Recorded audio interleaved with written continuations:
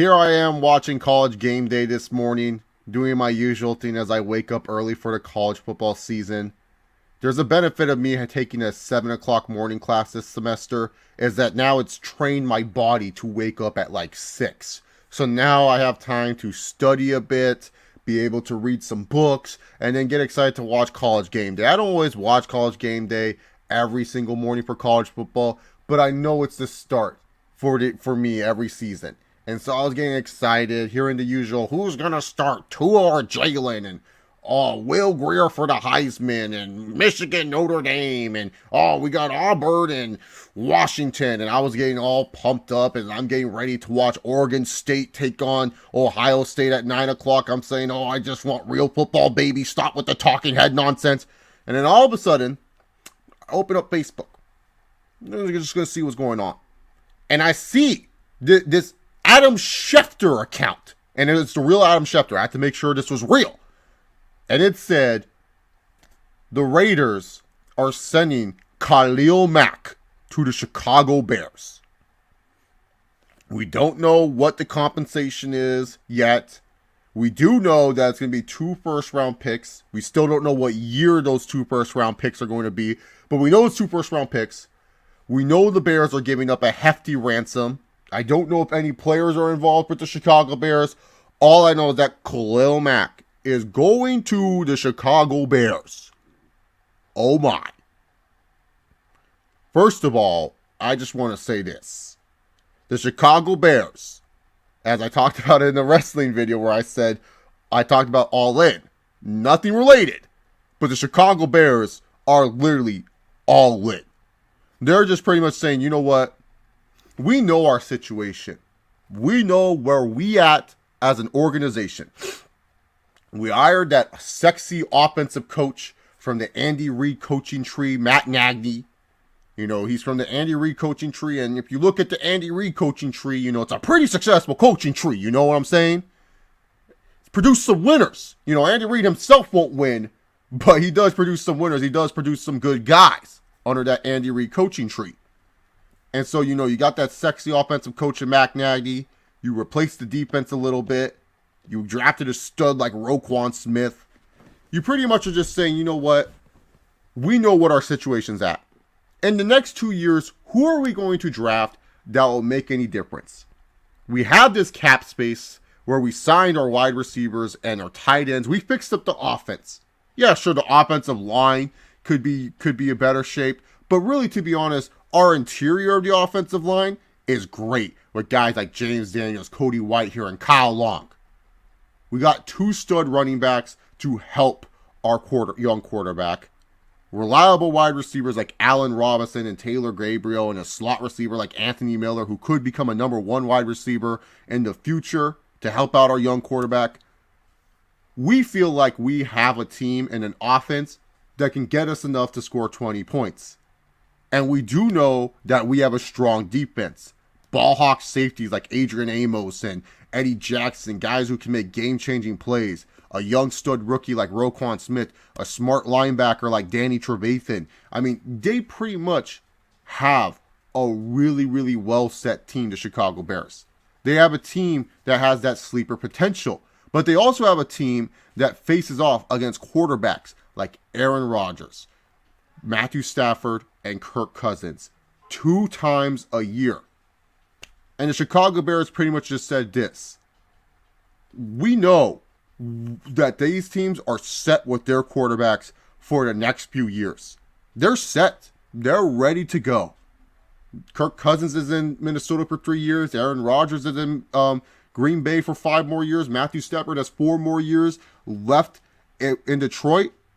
Trubisky, he's just done with his rookie year. We pretty much have 4 years left with him. We're hoping he can become one of those guys. We're hoping he can become a franchise guy. But right now, we know our strength is defense. We know that defense kept us competitive in a lot of games last year. So what we're doing is we're bolstering up the defense, and we're getting a guy that can stop those quarterbacks. We're getting a guy that can take those quarterbacks down, make these quarterbacks think about what they're going to be doing in the pocket, because now we have Khalil Mack as a 3-4 outside linebacker.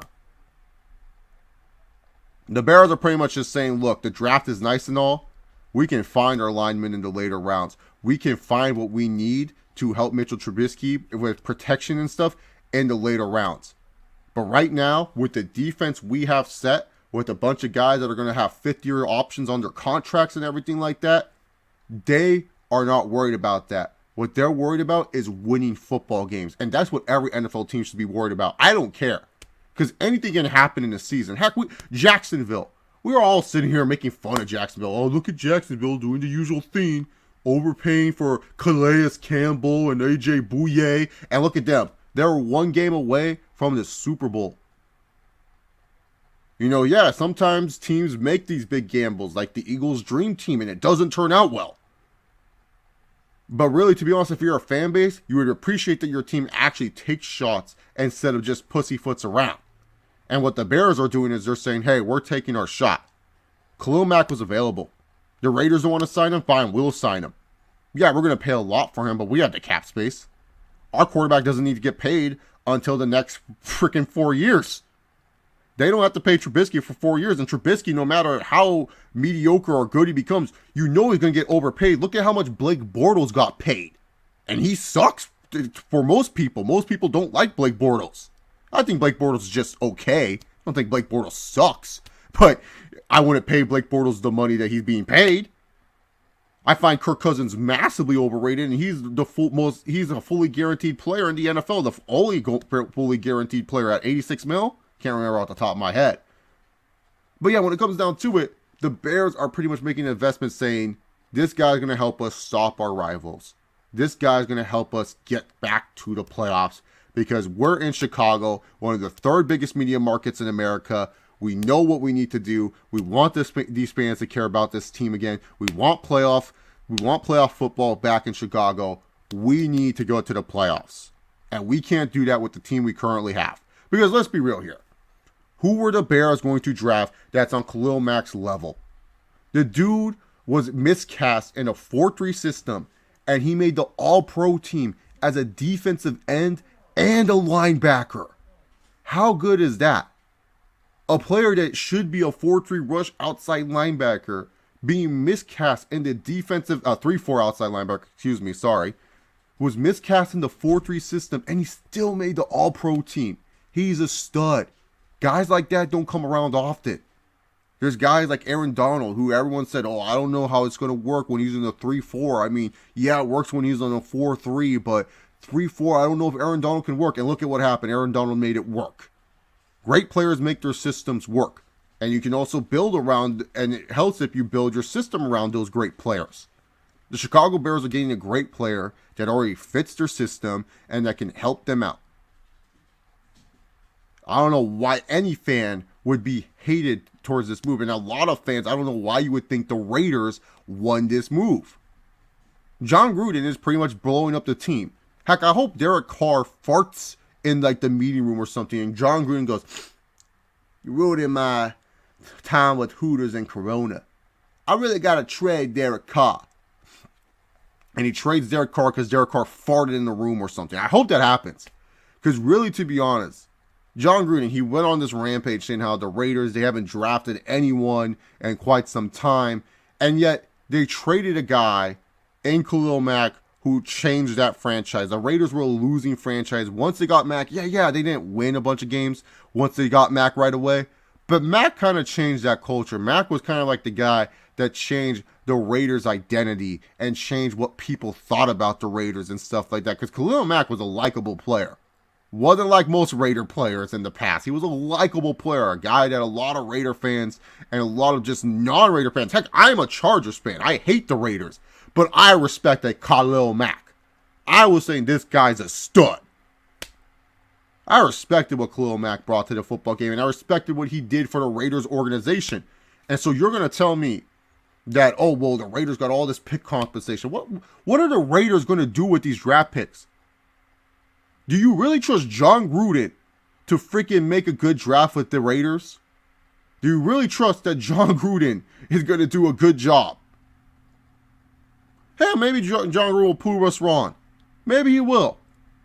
But to me personally, Everyone's acting like, well, the Raiders got all this pick compensation to the Bears. The Bears are not going to have any picks. The Bears are pretty much just saying we're going to rely on free agents and late rounders to save our asses, which is fine. Because a lot of times you can find some good offensive linemen in the late rounders, and also free agency, you can find that veteran offensive lineman, which I think the Bears are missing. Because, yeah, they have Kyle Long, but I feel like they're missing that one veteran tackle like an Andrew Whitworth or something like that to help, with that young line. But, yeah, you can find those guys in free agency, and especially since Chicago is one of the third higher media markets, they're going to be on television a lot of the time, and especially as well the history of the Chicago Bears and everything like that. It's an organization that's easy to get people to say, hey, come to Chicago, especially if you feel like they're a Super Bowl contender. You're going to sign there for the cheap because I can make some decent money with the Chicago Bears. The Oakland Raiders right now, they are on a transition to Vegas, and really their best star is Derek Carr.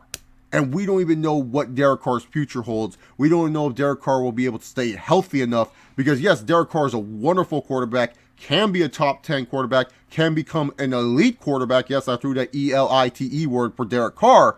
He just can't stay healthy sometimes. He makes plays that are really, really cool and that you're like, damn, this guy's a baller. He just loves playing football. I love his intensity and aggressiveness. But then he gets injured and then he misses some key games.